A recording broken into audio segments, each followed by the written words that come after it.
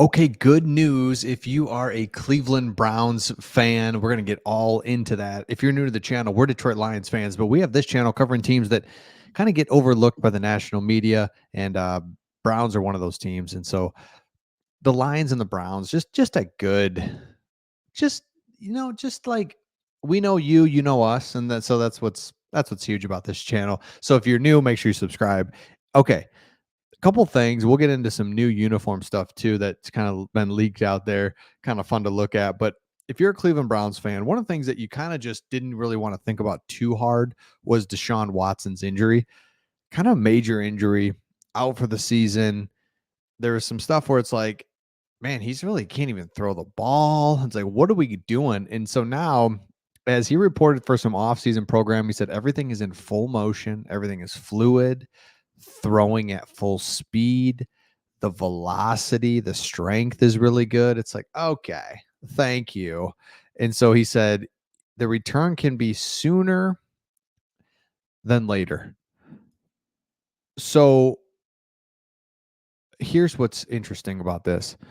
If you're a Browns fan, you know that the offseason has been kind of better than you expected. You went into this offseason without a first round pick. Cap space was not good, but you make a trade. Boom. Okay. Jerry Judy, what's up? A couple smart re-signings. You get your running back. Hopefully he can come back from injury. Um, and the next thing you know, you've got a defense that's set, a new offense, new offensive coordinator. You made the playoffs with a ton of injuries, so you've got all those injured players that were out all year coming back. So it's like you're getting new free agents, but just by injured players coming back. Deshaun Watson being the headliner, though, it's like let's the Flacco thing was cool, and we got Jameson Winston now. It's like that's cool, it's cool, it's cool, but it's all about what can what can Deshaun Watson do in 2024, and that's what it's all about. So then it's like, oh yeah, that he's injured. So now he comes back, he's healthier, and he's getting healthy, and he's going to be ready for training camp and full go into the season.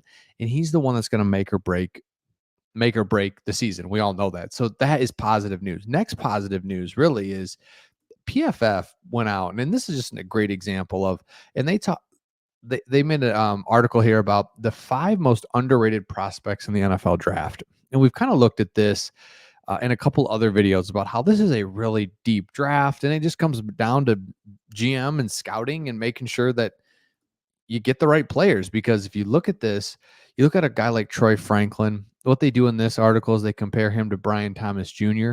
Brian Thomas Jr. is like the wide receiver 4 in this class. Of course, you've got Marvin Harrison and Malik Neighbors, but then he's like, okay, well, Troy Franklin, he's like a late second round guy that if you look at his numbers, you compare it who he had at quarterback, Bo Nix versus Jaden Daniels, you look at deep threats, you look at all the things that he did. He was a little slower than Brian Thomas, but he's just as good. And so if you don't get Troy Franklin, or if you don't get Brian Thomas in the first round, which you're not because you don't have a first round pick, but you get a Troy Franklin, okay, awesome. Another one, Blake Corum. Lots been made about him, of course. A national champion, good running back, but he's really, really good. If you look at Blake Corum in 2022, he's right up there with Bijan Robinson as far as his impact that he was going to have. Now, 2023 was past year was different. His numbers don't look as good, and kind of the composite, and you put it all together, doesn't look as good. So it's like Blake Corum, he's the 4th best running back in this draft. It's like, no, this guy's outstanding, but he's a guy that's going to go 3rd round. Are you kidding me? You're going to get a Bijan Robinson type impact player in the 3rd round. That's great news. If you're a Browns fan, you've got later picks. Another one is Jermaine Burton. Just didn't have the production that the other receivers in this class have, but he's got everything: athleticism, the nuance to his game. He's not productive, but he's got the athletic ability, gets in the right system. Steal, absolute steal in the 5th round.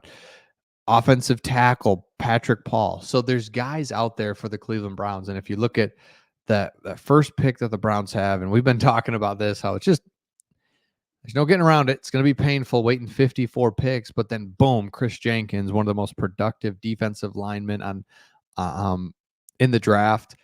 a guy that was just a star for Michigan. Yeah, right there.